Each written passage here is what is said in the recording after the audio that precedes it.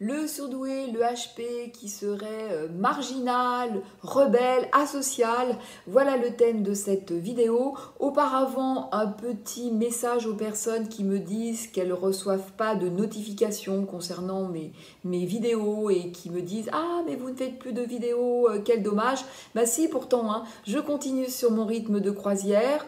Environ 2 vidéos par mois, une tous les 15 jours. Bon, parfois il y a un petit décalage, hein, mais voilà. Alors pensez bien à activer la fameuse petite cloche lorsque vous vous abonnez. Alors je sais qu'il y a plusieurs personnes qui me disent « Mais j'ai fait tout ça et malgré tout je ne reçois rien. » Eh bien je ne sais pas pourquoi. Est-ce que c'est moi qui fais quelque chose de pas correct, hein, ce qui est possible?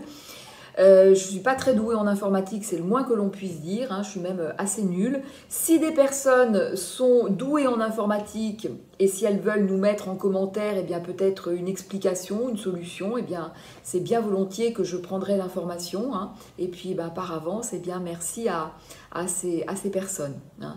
Alors le thème de cette vidéo, donc l'idée selon laquelle eh bien, le surdoué, le HP serait un marginal et un rebelle, hein, parce qu'il ne rentre pas dans le cadre, parce qu'il ne rentre pas dans les cases, eh bien voir les choses comme ça, c'est faux, hein, parce que si le HP ne rentre pas dans les cases, ne rentre pas dans le cadre, ça n'est pas tant parce qu'il est contre en mode rebelle, hein, mais c'est parce qu'il déborde du cadre. Ce qui n'est pas tout à fait la même chose. Alors évidemment, il est contre parce qu'il y a ce côté étouffant du cadre, hein, il y a ce côté qu'il étouffe, qu'il écrase, qui est complètement asséchant pour lui, hein. Mais encore une fois, c'est parce qu'il déborde, hein, de ce cadre. J'ai envie de dire que le cadre, c'est presque la vie sans le vivant, hein. C'est comme si le substrat finalement était à l'extérieur, hein. Et ce cadre ne correspond pas du tout à la réalité intérieure du surdoué, hein, qui lui justement a fait beaucoup de liens, hein, qui est un hyper sensible et qui va donc percevoir beaucoup grâce à cette hypersensibilité et qui va faire des liens qui vont aller en dehors de ce cadre et s'il se contraint à être dans ce cadre, eh bien il va complètement étouffer, hein. Et c'est pour cela d'ailleurs que qu'il n'est pas asocial, parce qu'il va faire des efforts démesurés pour entrer dans ce cadre, hein, jusqu'à se perdre, hein. Donc il n'est pas asocial non plus parce qu'il n'est pas du tout, il est très concerné par les problèmes sociétaux, hein, très concerné. Et d'ailleurs beaucoup de surdoués se sentent investis comme une forme de mission de vie, hein.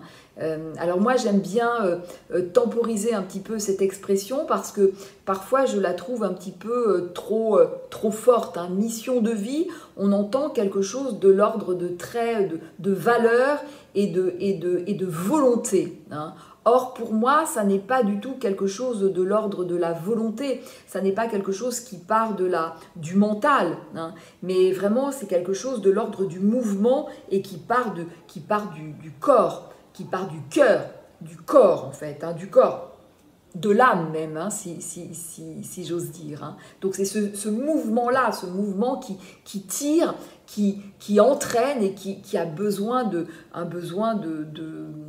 s'exprimer, hein. Donc c'est vraiment un mouvement qui part de là, hein. C'est pour ça que moi j'aime bien l'idée de contribution, hein, parce que dans contribution, il y a du cœur, il y a du corps, et il y a quelque chose qui comme ça, qui tire, qui part de l'intérieur et qui va à l'extérieur, hein. Donc voilà, donc ça, chez les surdoués, c'est très fort, c'est très puissant, hein. Donc non, il n'est pas du tout asocial. Alors évidemment, parfois il est un petit peu en dehors, et cela pour deux raisons principales. C'est déjà parce que eh bien, souvent il y a une incompréhension, une mécommunication avec une personne plus classique. Hein.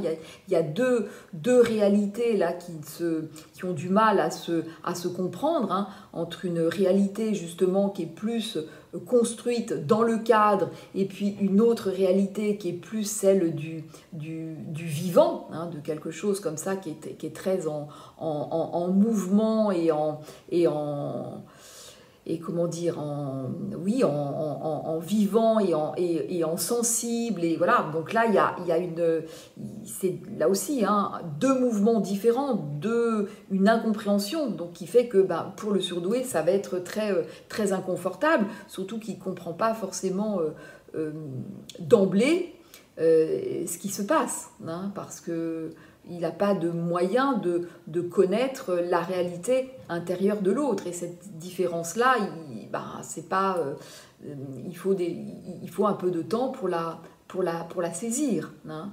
Et puis, autre chose, c'est que je pense que de façon très naturelle, le surdoué aime être à la lisière, justement. Hein. Pas être complètement avec l'autre parce qu'il y a quelque chose comme ça qui happe, qui tire trop à l'extérieur. Hein. Alors, sauf quand il est avec des gens qui lui ressemblent, où là, il y a quelque chose de très, très nourrissant. Mais malgré tout, il y a un moment où ça suffit, hein. Donc ce besoin de se recentrer et de se reconnecter, hein. Donc généralement il aime être à la lisière, hein, pas complètement pleinement avec l'autre, mais pas non plus en dehors, hein. Donc moi j'aime bien cette image, vous savez, de quand vous avez votre famille ou des amis, hein, où vous les entendez parler, vous les entendez rire, et puis vous êtes un petit peu juste à côté, hein, à côté ou dans la pièce d'à côté, et puis vous entendez tout ça et vous entendez cette vie qui vous fait chaud, hein, et en même temps vous restez vous connecté pleinement à votre intériorité, et peut-être même connecté à quelque chose pour vous de plus essentiel, hein. Et ça, c'est une position très confortable, hein. Donc voilà. Donc non, franchement, dire que le surdoué est un marginal, un asocial et un rebelle, non. Même si, effectivement, il peut formuler les choses de façon très véhémente, hein, il peut avoir de la colère, il peut être très, très, très vif, hein, dans sa façon d'exprimer les choses. Pareil, hein, parfois on entend dire qu'il a un problème avec l'autorité. J'ai envie de dire oui et non, ça dépend de quel ordre est cette autorité. Effectivement, si elle est bête, méchante, asséchante, irrespectueuse, ça c'est sûr qu'il va avoir du mal, hein. Mais si c'est une autorité vraiment avec quelqu'un qui a les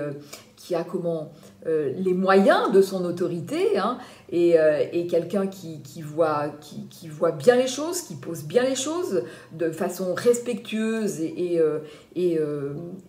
j'allais dire intelligente, mais au sens plein du terme, hein, au sens, généralement il n'a pas de problème avec ça, hein. Voilà, lorsque ça n'est pas légitime, effectivement, ça c'est plus difficile. Mais voilà. Donc voilà un petit peu le point que je voulais vous partager, hein. Donc n'oubliez pas de vous abonner, de liker, de commenter et d'activer la fameuse petite cloche. Et je vous dis à très vite dans une prochaine vidéo.